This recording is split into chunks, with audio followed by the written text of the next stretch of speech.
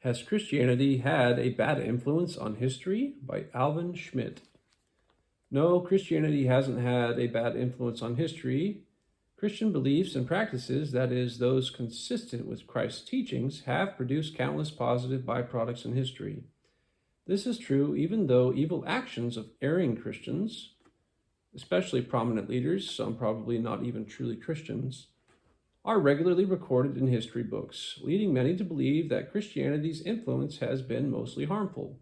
Commonly cited examples are the Crusades, the Spanish Inquisition, the medieval witch persecutions, the executions of Huss and Savonarola, and the Roman Catholic Church's silencing of Galileo. These acts were sinful and morally wrong, highly inconsistent with Christ's teachings. Christianity has had numerous positive influences on history. Largely unknown in today's world, even to countless Christians, it elevated the sanctity of human life. In ancient Rome and other pagan societies, human life was cheap and expendable. To early Christians, motivated by the gospel, opposed abortion, infanticide, killing babies, child abandonment, suicide, and gladiatorial contests, all legal and widely practiced in the Roman era.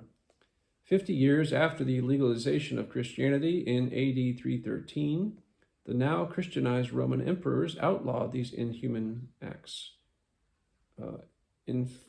Infanticide and child abandonment are still illegal in most Western countries. And while abortion has unfortunately made a comeback in the West, nobody has yet suggested that gladiators be brought back for popular entertainment. In the 4th century, Christianity introduced hospitals to the world. Greeks and Romans had no such institutions of compassion. Christians, moved by Christ's words, "I was sick and you took care of me," in Matthew 25:36, built hospices as early as 325 and hospitals in AD 369, first in the East and then in the West. The names of numerous hospitals still reflect this Christian origin: St. John's Hospital, Lutheran Hospital, Presbyterian Hospital, etc.